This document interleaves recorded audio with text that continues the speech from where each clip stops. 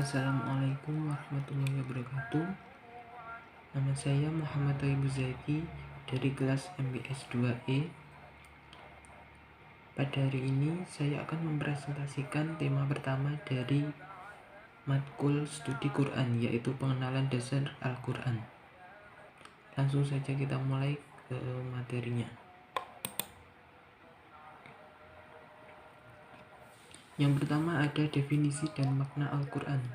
Secara etimologi, Al-Quran berasal dari bahasa Arab dalam bentuk kata benda abstrak, masdar, dari kata qara'a yaqra'u Qur'anan, yang berarti bacaan.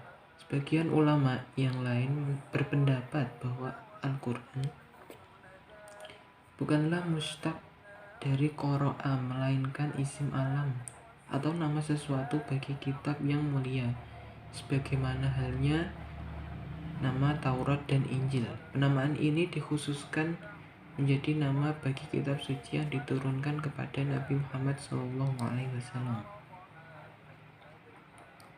Al-Quran sendiri memiliki kedudukan yang sangat tinggi dari seluruh ajaran Islam. Al-Quran menempati posisi pertama sebagai sumber utama dan pertama, sehingga semua umat Islam menjadikannya Al-Quran sebagai pedoman hidup. Kemudian berdasarkan definisi di atas tadi, maka dapat diambil hakikat Al-Quran itu sendiri adalah yang pertama, Al-Quran itu adalah firman Allah yang diturunkan kepada Nabi Muhammad dengan perantara malaikat Jibril. Yang kedua, Al-Quran itu diturunkan dalam bahasa Arab.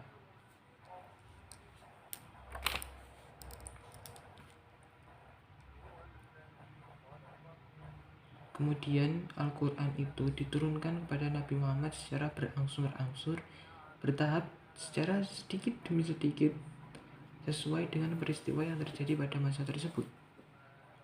Kemudian yang keempat yaitu Al-Quran itu disampaikan secara mutawatir, sehingga keaslian dan kemurnian Al-Quran tetap terjamin sepanjang masa karena telah dihafal dan ditulis oleh umat Islam sejak masa hidup Rasulullah.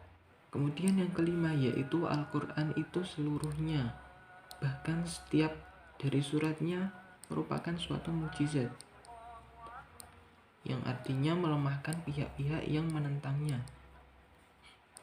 Yang keenam, membaca Al-Quran apabila diniatkan untuk beribadah kepadanya, maka Allah akan menerimanya dan menilainya sebagai suatu ibadah. Kemudian nama-nama lain dari Al-Quran.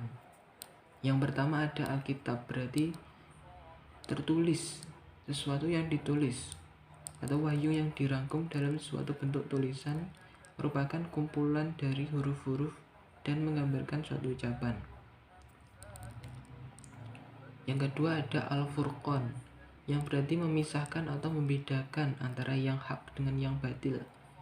Kemudian ada Al-Dzikr, yang berarti peringatan. Dalamnya memuat banyak peringatan bagi umat manusia yang beriman kepadanya. Kemudian ada Al-Busyra, yaitu berarti kabar gembira. Ini menunjukkan bahwa Al-Quran berisi kabar gembira bagi pembacanya atau orang yang beriman kepadanya. Kemudian ada Ar-Rahmat, yang berarti rahmat atau karunia. Kemudian ada Mau'izah, yang berarti pelajaran atau nasihat. Di dalam Al-Quran mestinya selain terdapat mukjizat, juga terdapat pelajaran atau nasihat dari para pendahulu. Kemudian Al-Tanzil, yang berarti diturunkan oleh Allah. Ini menunjukkan Al-Quran merupakan benar-benar kitab yang diturunkan oleh Allah SWT. Kemudian ada Ar-Ruh, yang berarti jiwa. Kemudian ada Al-Balaghah, yang berarti penyampaian atau kabar bagi orang-orang yang beriman. Al-Basyair, yang berarti pedoman bagi manusia ke jalan yang lurus. Kemudian ada Al-Bayan, yang berarti penerangan. Kemudian ada An-Nur, yang berarti pelita. Dan kemudian ada Al-Huda yang berarti petunjuk bagi orang-orang yang beriman yang mau membaca dan mengamalkannya. Yang terakhir ada Asyifa yang berarti obat atau penawar dikala hati lagi sakit. Selanjutnya ada kemujizatan Al-Quran. Kemujizatan Al-Quran ini dipandang dari berbagai segi. Antara lain yang pertama yaitu dari segi bahasa, yaitu pada saat itu bahasa Arab saat turunnya Al-Quran sudah memiliki tingkat kelebihan kemampuan berbahasa yang sangat menakjubkan, seperti mereka bisa mahir dalam membuat puisi, syair atau prosa, ataupun memberikan penjelasan dalam sastra. Mereka juga telah merambah jalan atau menguasai bidang yang belum pernah diinjak orang lain dalam berbahasa, yaitu kesempurnaan dalam menyampaikan penjelasan, keserasian dalam menyusun kata-kata, ataupun kelancaran dalam logikanya. Kemudian yang kedua yaitu kemujizatan Al-Quran dari segi ilmu pengetahuan, yaitu menunjukkan adanya beberapa petunjuk yang detail mengenai ilmu pengetahuan umum seperti tentang farmasi, biologi, astronomi, geografi, maupun teori-teori ilmiah lainnya yang telah diungkapkan terlebih dahulu dalam Al-Quran sebelum dikenal manusia atau sebelum ditemukan oleh ilmu modern. Semua itu sudah ada dalam Al-Quran, tapi manusia mengira bahwa dirinya jenius, dan tapi sebenarnya di dalam Al-Quran itu sudah ada, mereka belum mengetahuinya.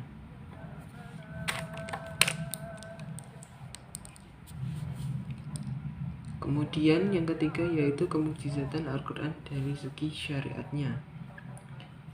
Al-Quran itu berisi undang-undang ilahi atau peraturan-peraturan yang dibuat oleh Allah yang menjelaskan tentang akidah, hukum-hukum yang berkaitan dengan muamalah, ibadah, norma-norma pergaulan dan etika sosial, hukum ekonomi, politik, sosial masyarakat, dan banyak lagi hukum di dalamnya yang tidak bisa diuruskan satu persatu. Maka di dalam Al-Quran ini menjadi suatu rujukan oleh peraturan-peraturan yang lain. Makanya kenapa Al-Quran ini menjadi sumber hukum yang paling utama. Kemudian yang keempat yaitu kemujizatan Al-Quran dari segi berita yang menakjubkan atau tentang mukjizat. Di antaranya yaitu pembuktian tentang hal-hal gaib yang sulit dinalar oleh logika, yang meliputi sejarah hidup manusia dari nenek moyang pertama, kisah para nabi, dan ramalan manusia tentang kehidupannya di masa yang mendatang, seperti tentang hari kiamat, tentang kejadian alam yang luar biasa. Itu kan tidak bisa dinalar oleh logika. Nah, tapi Al-Quran dapat merincikan hal tersebut atau menggambarkan hal tersebut.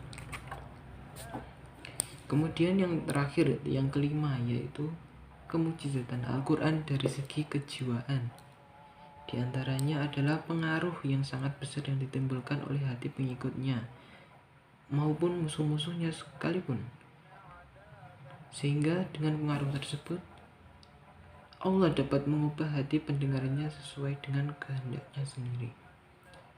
Seperti contohnya kisah Umar bin Khattab yang dulunya sangat membenci Islam, kemudian setelah mendengar putrinya membaca Al-Quran, maka beliau tersentuh hatinya dan segera menemui Rasulullah untuk membayatnya sebagai seorang muslim. Sekian itu tadi presentasi tema 1 yaitu pengenalan dasar Al-Quran, matkul studi Quran dari saya. Untuk kurang lebihnya mohon maaf, dan kepada teman-teman semoga bisa memahami materi yang saya sampaikan meskipun banyak kesalahan di dalamnya. Oleh karena itu, tetaplah mempelajari Al-Quran dan tetap berpeganglah pada Al-Quran. Terima kasih. Wassalamualaikum warahmatullahi wabarakatuh.